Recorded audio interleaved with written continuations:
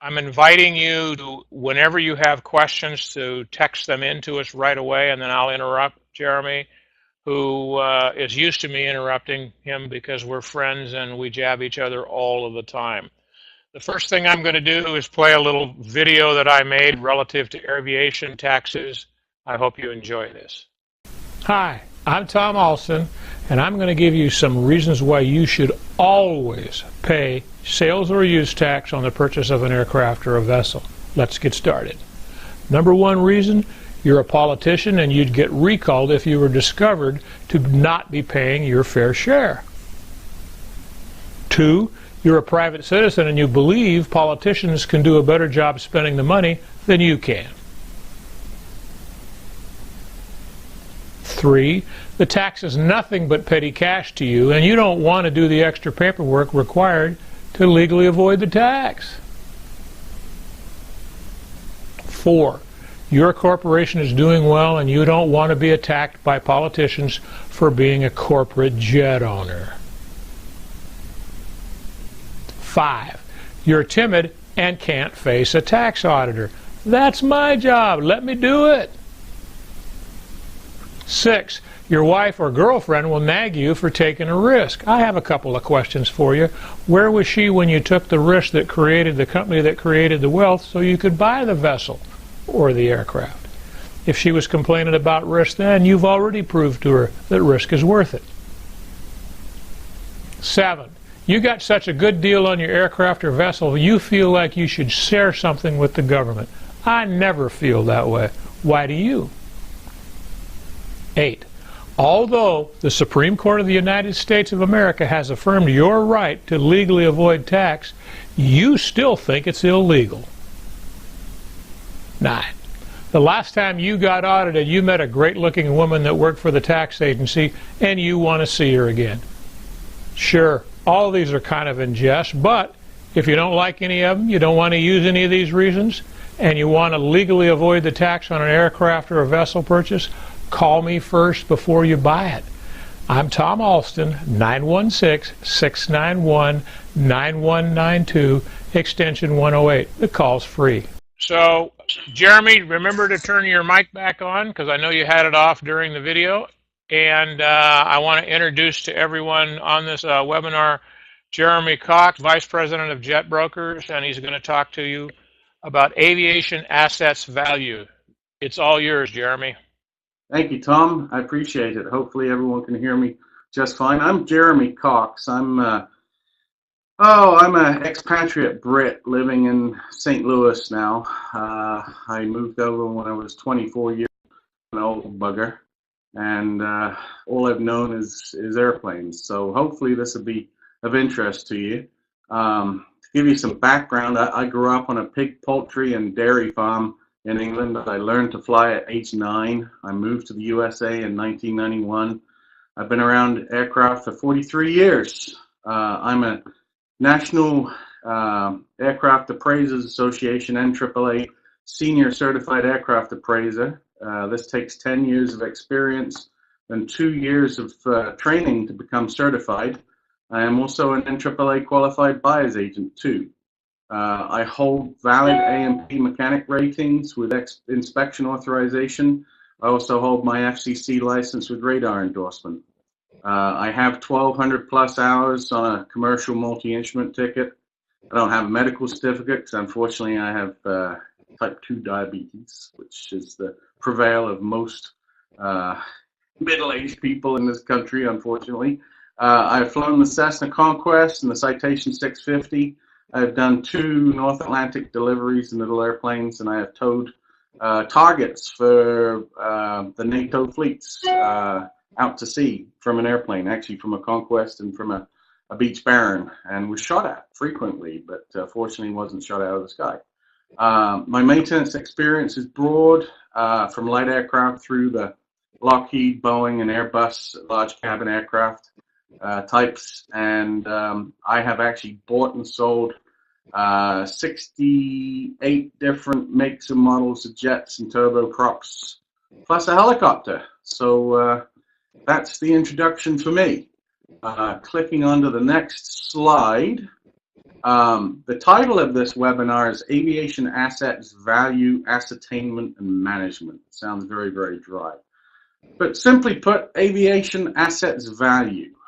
The information is pertinent to aircraft owners, chief financial officers, aviation department managers, aviation leasing companies.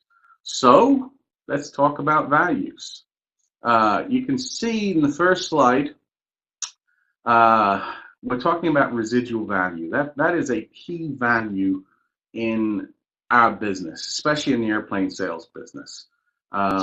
It is basically it's a comparison between what the aircraft was new reconciled against what it's valued today. I've given you an example, the residual value of the Citation Latitude, which is a relatively new airplane, less than 3 years old. It's at 83% of its new value. When it was 16.25 million in 2015, it's now running about 13.5 for 2015.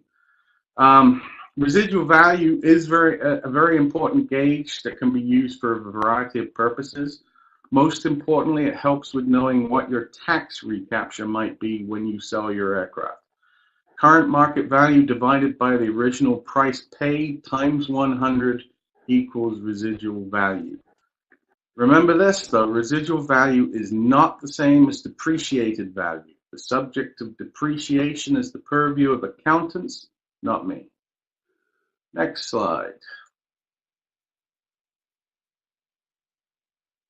Well, value varies in many ways, or to determine the value of an aircraft. Jeremy, let me interrupt you Yes. for a second. If you intended for it to go to page 3, that my slide on my computer hasn't changed to page 3. How's that? There we go. That's perfect. I've got multiple screens here. I'm a bit of a techno, and I've got 3 screens in front of me, so I apologize.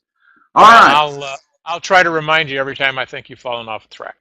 Thank you very much, which is a daily occurrence for me. Okay. Value has multiple variables, as you can see with this slide.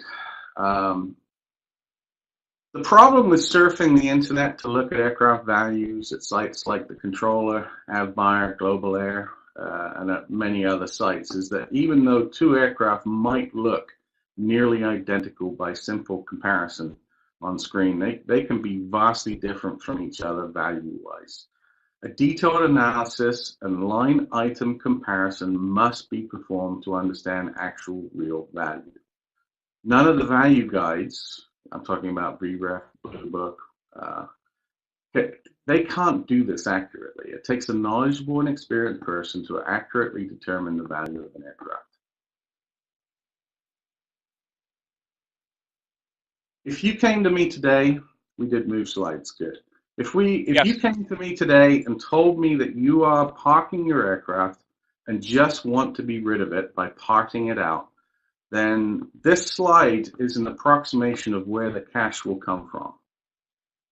It's interesting because even today, the majority of the value comes from the engines, as you can see in the slide.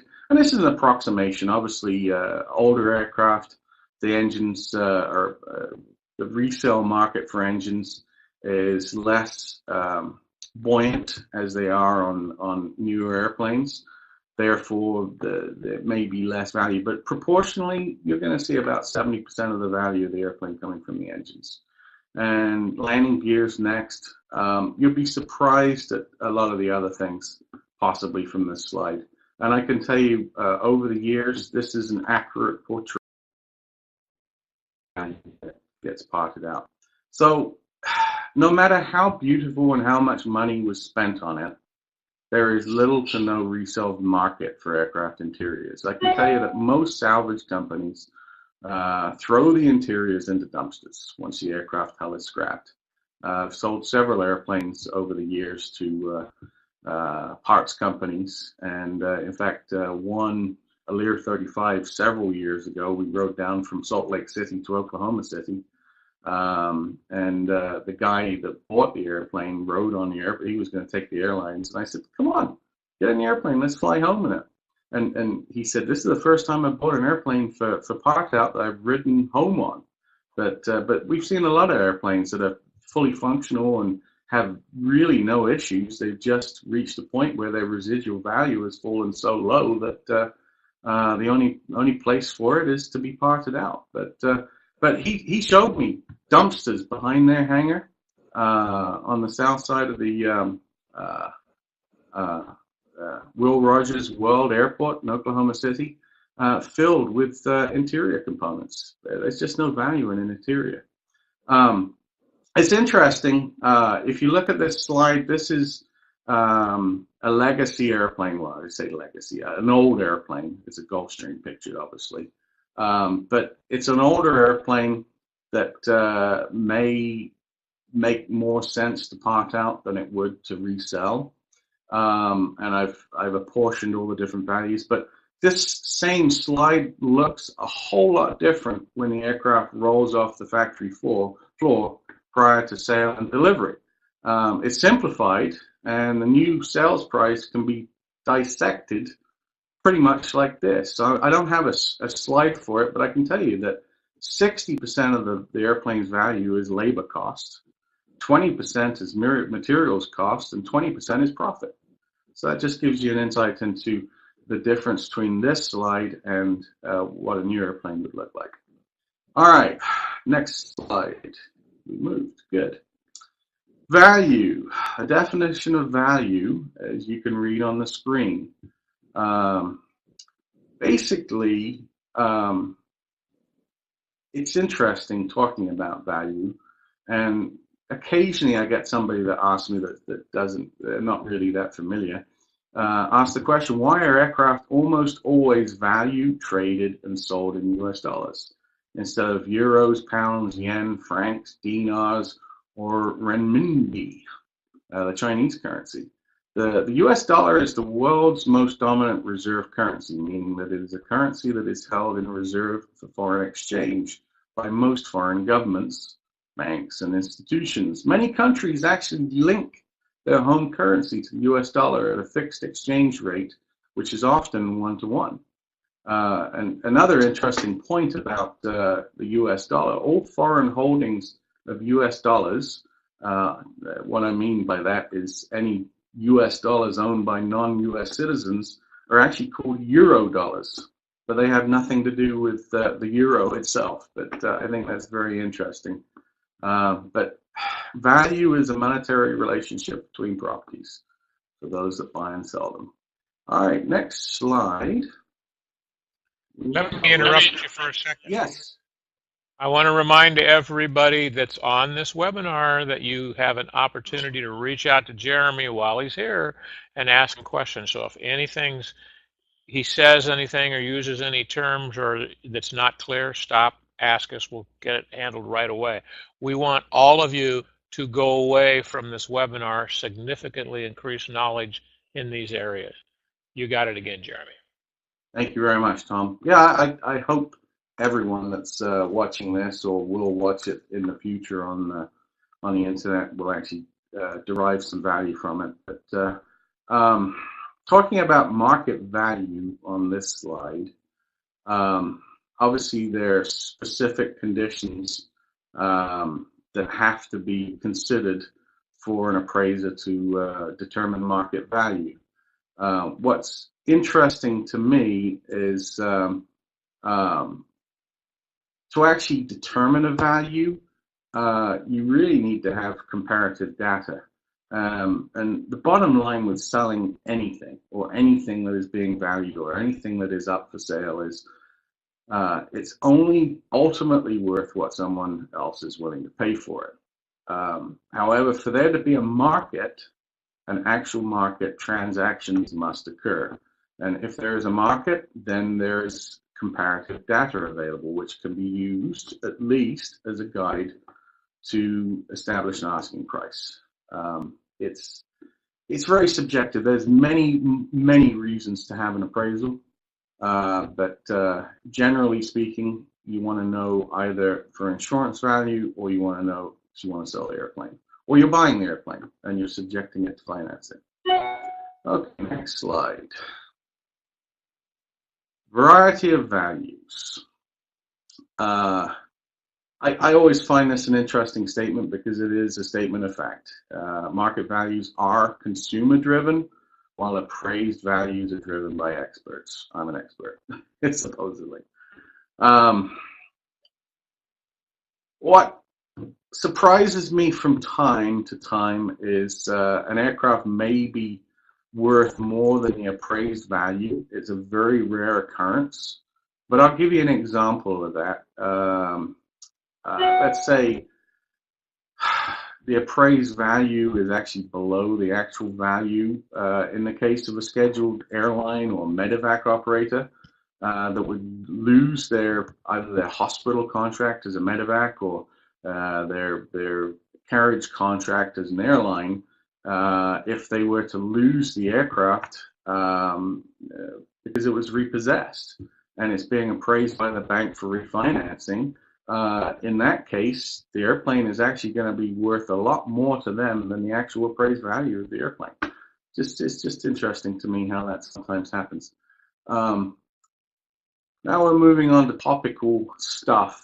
The Dow Jones Industrial Average and aircraft values, historically, right up until spring of 2009, it would be fairly easy prior to 2009 to predict the value of an aircraft or future value of an aircraft just by reading the predictions for the Dow Jones Industrial Average. In fact, I joked back then that an aircraft broker equipped with a subscription to the Wall Street Journal was just as effective at valuing business jets as another broker who used the Blue Book or the VREF. However, in spring of 2009, this predictive methodology was smashed to smithereens. The global financial crisis, as you can imagine. So, what also happened prior to the global financial crisis, our industry, the business aviation industry, the original equipment manufacturers, especially the folks in Wichita, were going gangbusters. And as you can see, production really peaked in that 2006 through 2009 period. It ramped up and ramped down. Basically, you saw a 213% increase in production at its peak in 2008. That's more than double. The production line has momentum and requires time to rein in. By 2010, 40% discount off list price or more was not uncommon for new aircraft. Unfortunately, this desperation on the part of the OEM still goes on today. I was offered a new airplane back in May that delivered in May, and I was offered straight out of the box 40% off the new price. I won't tell you which manufacturer or what type of airplane it was, but it's still going on today. One of the problems with going gangbusters has been corrosion. And for those of you that are watching this that are familiar with aircraft pre-purchase inspections or actually maintaining airplanes, you may see that an airplane built between 2003 and 2010-ish, we're seeing significant levels of corrosion on them when we take them to a pre-buy inspection. It's my opinion that the majority of this corrosion is caused by improper heat treating, quenching, and anti-corrosion protection applied during the gangbusters 7-year production period. There's also a good chance that inferior aluminum was sold during the same period just to keep up with the demand. This is an unfortunate side effect of the boom in production back then, but it's not uncommon by any means. So, the dark days of the global financial crisis really doesn't need much explanation. I kind of grabbed everything that I could about how the global financial crisis came about, and an interesting comment that was made by a banker in October 2008 in response to the first version of the $700 billion Troubled Asset Relief Program. You remember that, called TARP, rolled out by the government, where they proposed buying the toxic assets from the banks. This banker made this comment, and basically TARP, in its present form, is akin to sending a battleship into a hurricane to calm the raging storm. In short, a useless action. Certainly don't want to go back to the days of the global financial crisis, but it was an eye-opener. Here, the next slide really means a lot to me, and I think probably means a lot to the people viewing this. The global financial crisis, it basically heralded the start. We had Fannie Mae and Freddie Mac. We started hearing on the radio how they were going bankrupt, and that was at that point when we learned that they were privately owned. They weren't owned by the government. It was like, really? I didn't know that. Anyway, November 18th, 2008. People talk about September 11th. That was a massive day for the world, but for our industry, November 18th, 2008 was a massive day for us. As far as I'm concerned, this date is permanently burnt into my psyche. This is the date that the worst possible public relations mishandling in all of the history of business aviation. Instead of looking sheepish and not responding forcefully back to the question asked by Congress, how did you travel here to meet us today? By private jet. Yes, the four automotive executives failed to resolutely explain how traveling by any other means is both inefficient and bad policy for the country, the company, and all of the company's investors. Instead, they just lowered their heads and looked like bad schoolboys that have been caught smoking behind the bike sheds. Unfortunately, this was during the first term of President Barack Obama. You remember him. He's the guy that was actually received the Nobel Peace Prize just for being elected. This historic screw-up by the automotive executives played right into his popular rhetoric of promoting socialism pitted directly against capitalism, and from this moment on, he loved to use the term fat cats. Well, 100% of my income is derived from the people and institutions that our then Commander-in-Chief was referring to as fat cats. How many legal homegrown industries are decried and put down by the President of the United States? Well, business aviation was squarely under attack from the President. It quickly became passé for my clients to be using business aircraft. My livelihood was under presidential attack while the person behind these wild accusations was the biggest user of business aviation in the world. What a hypocrite. And by the way, the fluid that runs through the veins of our economy here in the United States is not Budweiser, it's jet fuel.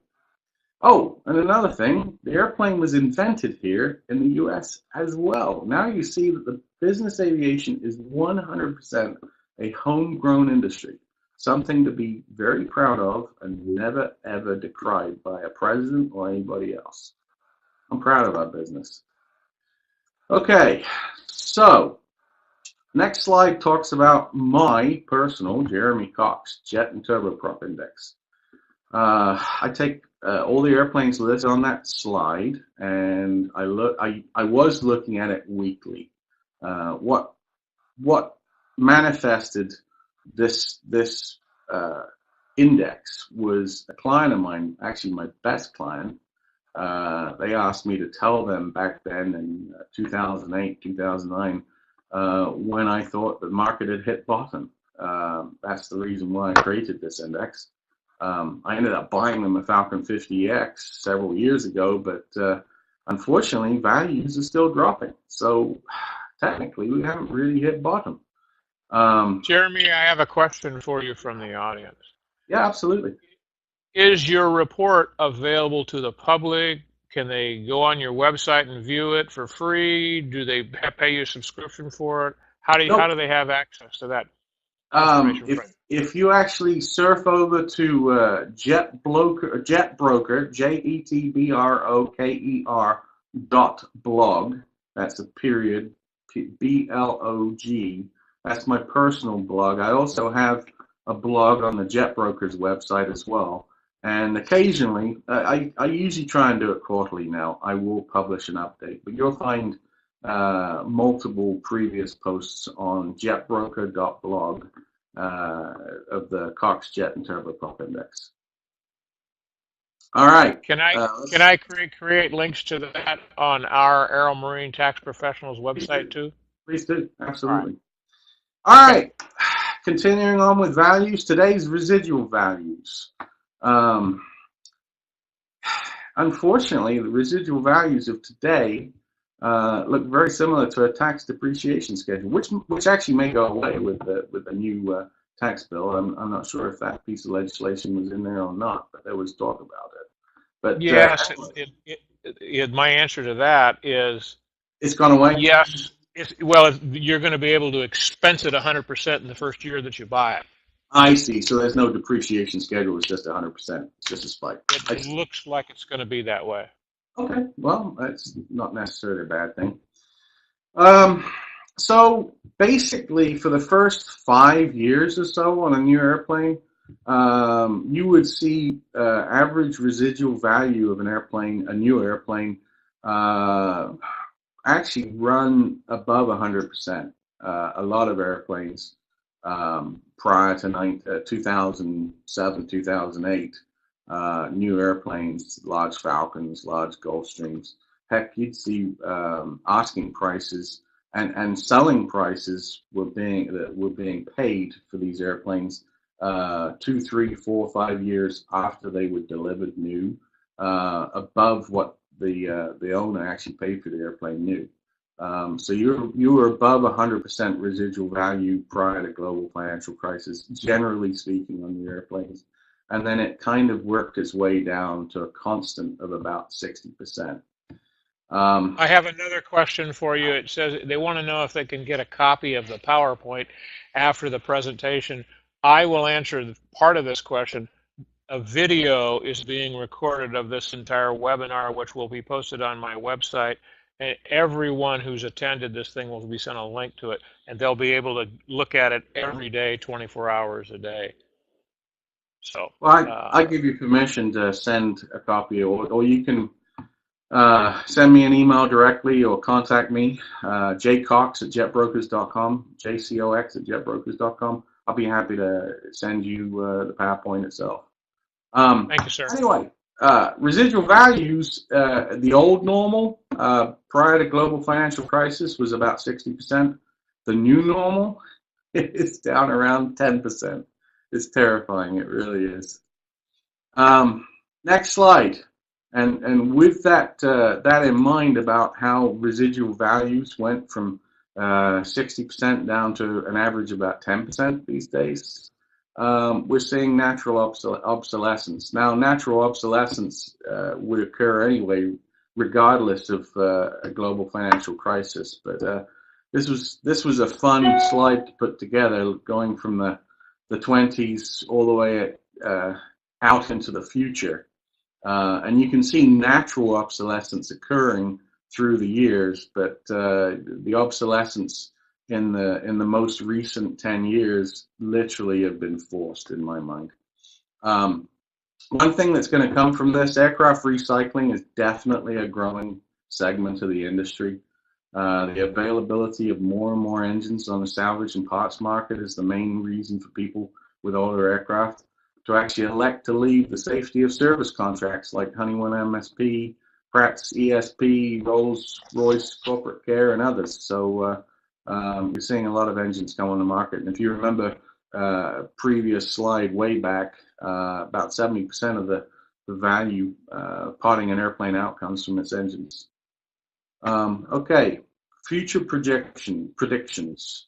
I saw a thing come through the email 2 weeks ago that stage 4 noise legislation has actually been implemented by the ICAO, the International Civil Aviation Organization. I think you're going to see a total fleet reduction due to obsolescence. I think you're going to end up seeing 90% of all business jets younger than 2010, which is just amazing to me. I think you're going to actually see electric fans instead of jets eventually. You're going to see passenger drones, and we're also going to see low orbit flight to actually get from point A to point B quickly and efficiently. What's interesting about the 10 or X, the Neo, new engine options, and Max versions of the Airbus and Boeing airplanes, they're easily switched over to a drone function. I mean, they've got the technology, the onboard technology. Everything is there for them to be flown as drones instead of having crew on board. And I really expect to see that implemented well within my lifetime. So we're going to end up with drone airplanes. We're going to get on an airplane, go to Paris, go to London, and there won't be a pilot on board. It'd be the old adage of the pilot with the dog and on the food. You guys know that one. All right. Sticking with value, we're going to look at types of appraisals. As I said before, there's multiple reasons why an aircraft owner would want to have an appraisal, but there's basically two types of appraisal that are usually offered. And really, if it's a desktop appraisal, it's not reliable. An appraisal which is based upon zero inspection of the aircraft and its records is not a reliable methodology of returning a value. There are too many variables, which I showed you before, that are just not verified in a desktop appraisal. I'll give you some real life examples.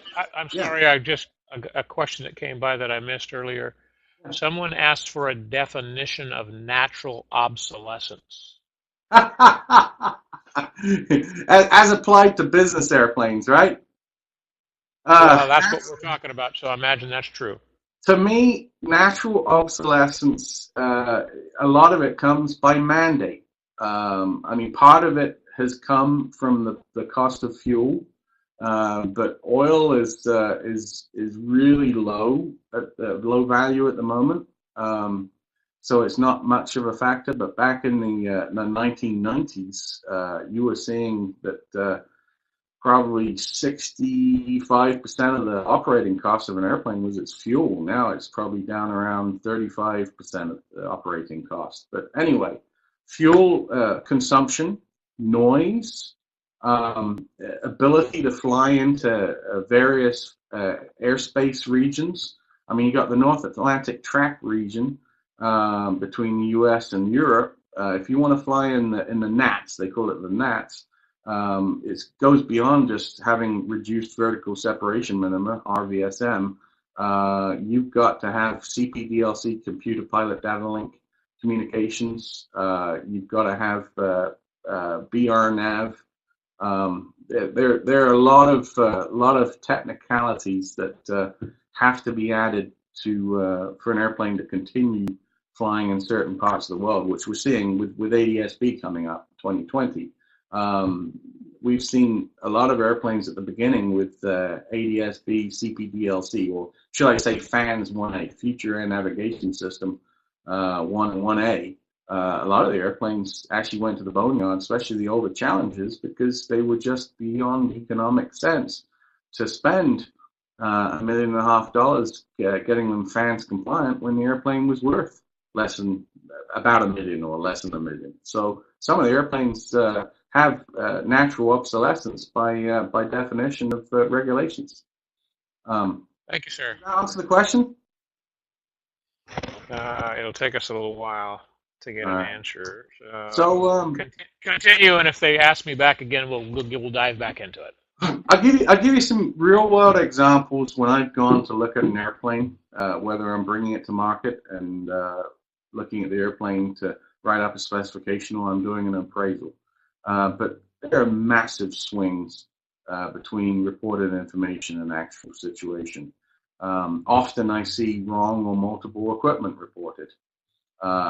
Frequently incorrect inspection status. And the only place you can find that is in the logbook. You can get a camp report, computerized aircraft maintenance program, or cams or oh goodness, you know, any of the maintenance tracking programs that are available, and SASCOM, what have you. But it's garbage in, garbage out. It's only as good as the data that's input into it. The logbooks are as the primary source for that information. I often see incorrect inspection status reported by somebody, and then actually going to the logbooks and finding out, oh, yeah. Another thing that often happens is damage history. People say I have the an airplane. additional question for you. Yes. Yes. And it says this might not directly be related to appraisals, but they want your opinion. You want to know if you think that ADS, it looks like it says 8 out of date, would be extended. Oh, no, they're asking about ADSB, automatic data, automatic broadcast communications, ADSB, mandated 2020, January 1, 2020. You know, it's interesting. We've seen this happen over and over in our business. There's the panic. We get into the panic zone. We saw it with RVSM. We've seen it with cockpit voice recorders way the heck back when. That was back in, what was that, 1990, 1991. Everyone was panicking for that. Then we had it with tours. We had all these things, and we had a specific date. It's mandated. This equipment has to be done. And everyone at that point running up to it says, there's no capacity. There's more airplanes than there are capacity to install this required equipment. Well, I'm probably going to get hit by a lot of MROs for saying this, but the reality is, just by waiting, we've seen more and more options available come onto the market, and the prices are going down. So I don't think you have to panic. There's a follow-on question for this, Jeremy. We've lost you, Jeremy.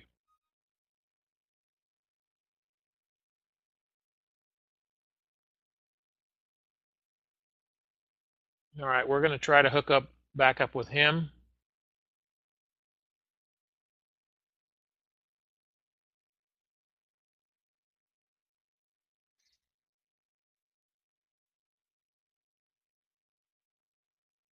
I've got a lot of really good questions are starting to roll in now. What is the cost in round numbers for an appraisal and travels?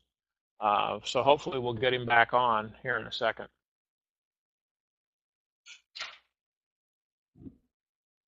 I'm going to start one of my videos so you're not sitting here looking at. I'm back on. You're back on. All right. So there's a couple of follow-on questions. When appraising aircraft, how do you figure the ADSB out compliance into the overall value of the aircraft? And then there's going to be another question that's a follow-on to that. Basically, if you're appraising an airplane that doesn't have ADSB, then it's something that has to be mentioned, and it has to be applied against the value of the airplane for the cost to comply with the ADSB. Absolutely. So here's an opportunity for you to promote yourself. It says, what is the cost in round numbers for an appraisal plus travels on a Global, Gulfstream, Falcon 7X, Falcon 900s, etc.? Typically, for that size airplane, I will charge $5,000 plus expenses. And it usually takes 5 working days after I get home, after spending a day or 2 on site going through all the logbooks and also inspecting the airplane. I don't remove any inspection covers. I don't remove or even require power on the airplane. But I do need to, it's nice to have lights on inside the airplane. But I take a lot of pictures inside and out, and I actually rate the condition of the interior and exterior against the scale, and obviously a lot of the assessment comes from the logbooks. But I usually charge $5,000 plus expenses. Does that cover a Citation 7 also? Citation 7, I think, would probably be more like $3,500. Thank you.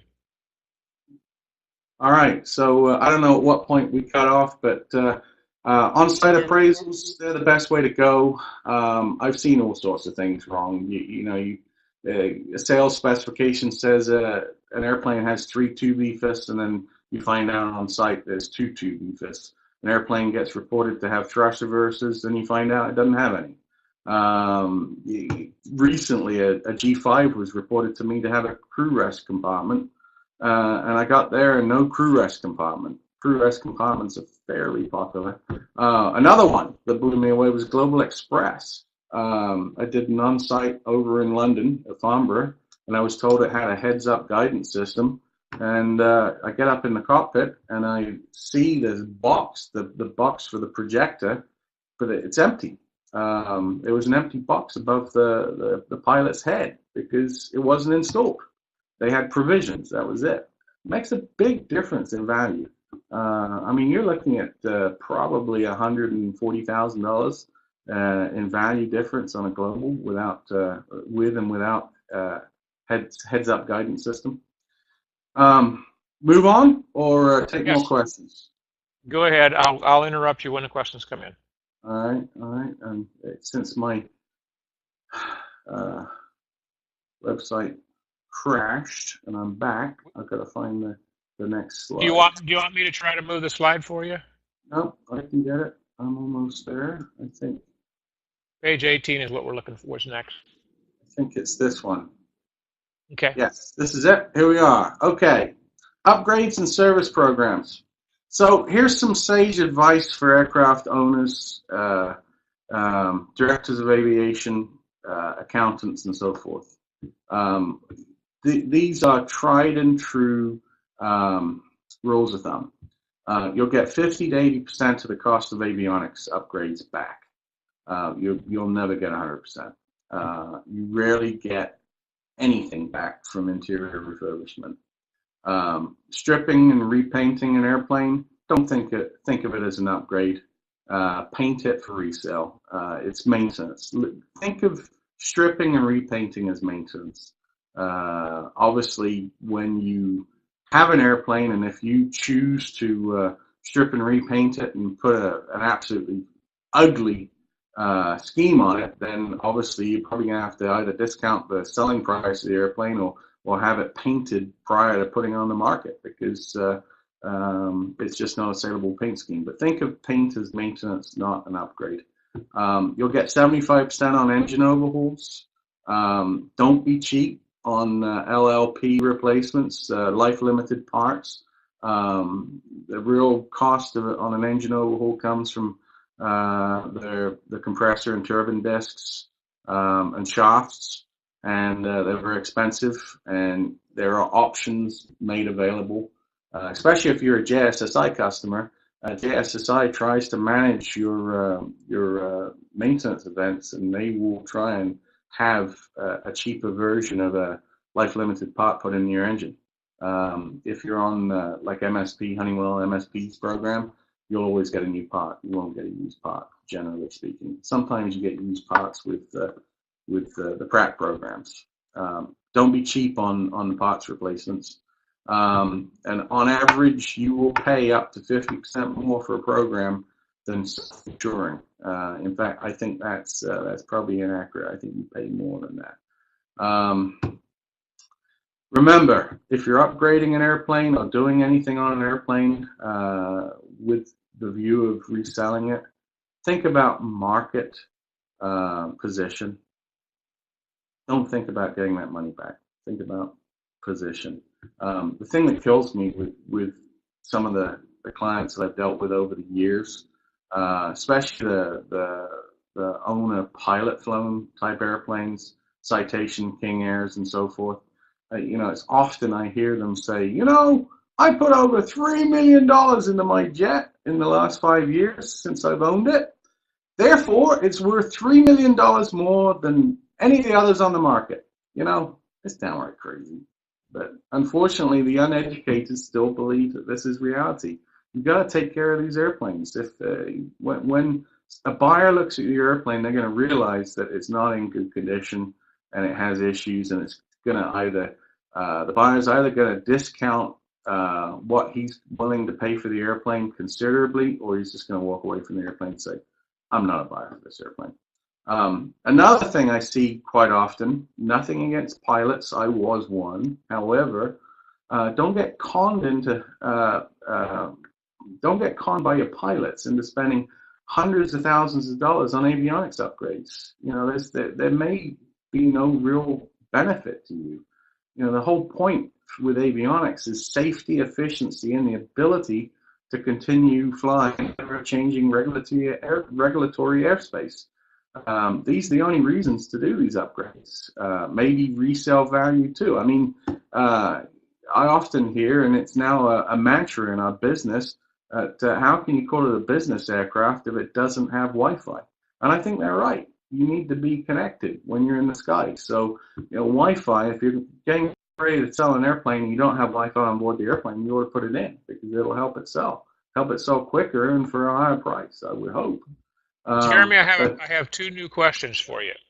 We'll start with, they want you to explain how self-insurance works on an aircraft engine with respect to catastrophic failure due to internal issues, not FOD. Well, obviously, and that you're absolutely right. You're exposed. It's you're at the craps table, and you've just thrown craps. Fraud is covered by insurance. Catastrophic failure is not covered. It's covered by your pocketbook. So yeah, if you're on a program, you're covered. If you're not on a program, it comes out of your rear end. So right. You start to get the correct definition of self-insured up when that happens, right? Exactly. The follow-on question to that question is, how does this affect the value of an aircraft if the engines are self-insured versus the programs such as MSP or ESP? Well, it's simple. Buyers like programs, but it's not uncommon. In fact, it's very, very common now for a buyer to buy an airplane because it has all the programs. They'll run the airplane until an overhaul comes up on the engines that are on the programs, and then once they go through the overhauls, then they remove it off the program and self-insure. Buyers like programs, but we're seeing a lot of people leave the programs. They just don't see the benefit of value. Other than shooting craps. You're absolutely right. There is a possibility of shooting craps. Going back to stripping and painting, you know, a really good paint job will last more than 10 years without needing to be repainted, stripped and repainted. A cheap one, I think you'll have difficulty seeing 2 years out of a bad strip and repaint, my opinion. All right, moving on. How are we doing for time? We doing all right for time? Yeah, we're at 48 minutes, so we got, you know, if we want to try to finish it at an hour, we got 12 minutes. All right. Well, I've got 3 more slides, and that's it. So we're good to go. Okay. Here we go. The pros of programs. It's kind of in response to the question. You can read it for yourself. It's kind of silly me reading it to you, but you can see the number one example is buyers like programs. There you go. Jeremy, it might help to, especially on screens like this, that whenever there's an acronym like an LLP or an FOD, to explain them, rather than presuming that 100% of the people in the audience understand what all those things mean. Okay, LLPs, as mentioned before, life-limited parts, discs and shafts inside the engine. FOD, foreign object damage. Basically, in flight, you go through a hailstorm, and those lumps of ice take out your fan and some of the compressor blades behind the fan. That's FOD. Or something gets picked up. Well, look, Concorde in Paris. That was FOD that took down Concorde. It was a piece off a TR from a Continental Airlines DC-10, and it got picked up by the Concorde's tire, punctured the fuel tank, and the airplane went down. That was FOD. R&R, removal and replacement, R&R. And TBO, time between overhaul. The cons of programs are this. You know, I said you're going to pay half as much. I think often you're going to see 1.5 times out of pocket compared to your program cost as opposed to self-insuring. But of course, you could be throwing craps as well if you did have a catastrophic failure. But heck, if you have a catastrophic failure, you're not worried about that. You're worried about getting on the ground. You're not worried about money. Freedom of choice. Let's see. The buy-in cost, if you're off program, unless you're under 1,500 hours time since new, it's going to be prohibitive. You're just never going to realize the value of buying into it. Like I said before, sometimes you're not even allowed to make your own decisions on a program. The thing I hear a lot, especially after the global financial crisis, when people started parking their airplanes because it was passé to fly, they had made a commitment on the programs to fly usually 200, 250 hours a year and send money to Phoenix, MSP, money sent to Phoenix, or any of the other programs. I don't mean to sidle out Honeywell as a whipping horse, but you have to send that money to the provider regardless of whether you fly or not. And people that ended the program ended up having to pay basically a get out because they hadn't met the minimums. So just read the small print. I will single out Honeywell now. Thing that really bothers me with Honeywell is the fact that you have their programs that cover their equipment, and often they will just turn around and say, you know, this gyro, we are no longer going to manufacture it. We are no longer going to support it. You're out of luck. Oh, by the way, you've got to put a laser gyro in its place, and it's going to cost you $700,000 to do it. It's not covered by the program anymore. It's annoying how the manufacturers actually inbuild obsolescence into their airplanes on parts. But anyway, I'll stop bitching. Next one, and believe it or not, this is the last slide. Some more sage advice. A lot of your values tied up in the records. Store them appropriately. Put them in a water, fire proof safe. Never ship your records. God, I received a box on a King Air years ago, and there was a hole in the box, and the box was half empty, and half the record was gone because the airplane had gone to pre-buy. I think we were buying the airplane, and the airplane was a pre-buy, and the records weren't included. They weren't put on the airplane and shipped them, and the box showed up with a hole in it. Keep your invoices. Keep everything to do with that airplane and consider it part of the aircraft record. That will add provenance. That will add pedigree to the value of that airplane. When you've got everything to do with that airplane, anyone can look anything up and say, that's a good airplane. Would you mind, Jeremy, would you mind if I interrupted you for a second to announce to the world that if they want an overwatch done by someone else to make sure that they have all their records and stored properly, we are offering in the future a brand new service where they can get connected to us, and we will become the overwatch of all that, follow up, make sure that we have all the records, and they'll be stored digitally so that they'll have access to them permanently. Sounds like a good service. Absolutely. Hangar whenever possible. I'm actually in the process of looking for a Falcon 7X to buy for a client of mine, and we're not even considering airplanes that are from the Middle East that have not been in a hangar. If they're not hangared, then forget it. It's just going to be fraught with corrosion and problems. I actually picked up I went out to Saudi Arabia last year and looked at a Falcon 900B, which we ended up selling, and it actually had a hole corroded through the top skin because the airplane sits outside, and it was in Jeddah, and it sits on the coastline there, and it's highly corrosive, the salt, air, and Jeddah. It's just a horrible place. And in fact, the ramp where the airplane was parked, there must have been 50 different airplanes from 747s on down to beach jets and Hawkers sitting outside and just rusting away. So yeah, hangar it whenever possible, keep it clean. Damage history is an issue. And the most important thing of all, hire a professional aircraft broker. Okay, I'm done. That's 5 minutes or 4 minutes before finish time. How about that? Questions? Well, thank you all very much indeed. My webinar is over. I don't know what happened to Tom, but thank you for enduring this performance.